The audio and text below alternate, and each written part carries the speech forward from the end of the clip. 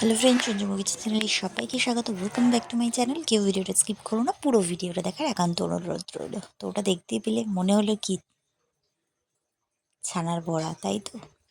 কিন্তু কি করে হলো, কেনই বা হঠাৎ হলো?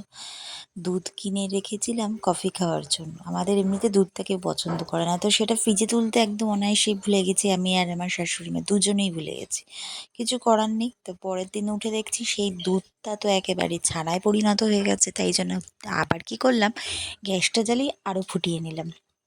তো পুরোপুরি তৈরি হয়ে গেল। তো ভিডিওটা দেখতে থাকো, তাহলেই বুঝতে পারবে। এই দেখো, অলরেডি ছানা কিন্তু তৈরি মানে হয়ে তো গেছেই। পাউডার ছাড়াই ছানা আমরা নিজেরাই তৈরি করে ফেলেছি।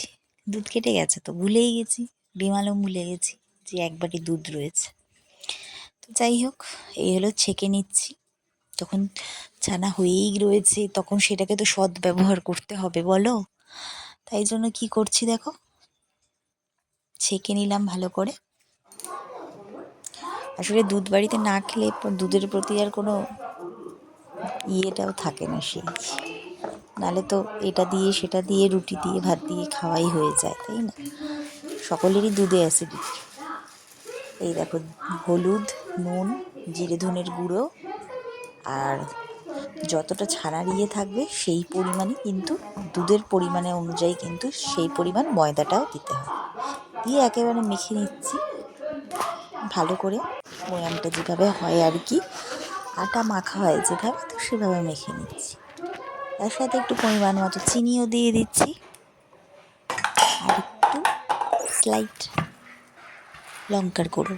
এই রেসিপিটা মূলত লঙ্কার গুঁড়োই হয়, আমরা যেহেতু সহ্য করতে পারি না, তাই জন্য তোমরা চাইলে পুরো লঙ্কার গুঁড়োও করতে পারো, তার সাথে একটুখানি সুজিও মেশাতে পারো, কটকটা ভাবটা আসবে। আমরা এটা সাধারণত ভাত দিয়ে খাওয়ার জন্যই করেছি, তো ওই আর কি, সুজিটার দিইনি। এই দেখো, এভাবে একটা স্লাইস তৈরি করে কেটে নিচ্ছি। ছানার বড়ার শেপটা দিয়ে নিচ্ছি, যে যেরকম দেয়। তোমরা চাইলে বরফি দিতে পারো, গোলও করতে পারো, আবার এরকমও দিতে পারো। তো চলো, আমরা স্কোয়ার স্কোয়ার করে কেটে নিচ্ছি। বরফিও হচ্ছে মিডিলগুলো। তো যাই হোক, চলো দেখতে থাকো এভাবে কি করে করলাম।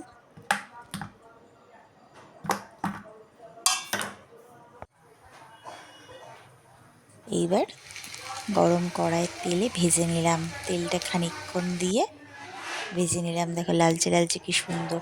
আর পটল আলুর তরকারি তো তোমাদের সাথে আগেই শেয়ার করেছি। তো তরকারিটা করা মোটামুটি ছিল, তার মধ্যে এই বড়াটা দিয়ে দিলাম, ব্যাস রেডি তরকারি। তোমাদের সাথে গরমের পটল আলুর তরকারি অনেকবার আগে হয়তো শেয়ারও করেছি, সেই কারণে এটার রেসিপিটা শেয়ার করলাম না। তো দেখতে থাকো, ছানার বড়াটা এটাই সাথেই মেশানো হয়েছে। ভালো লাগলে লাইক কমেন্ট শেয়ার করে নতুন বন্ধুরা সাবস্ক্রাইব করো।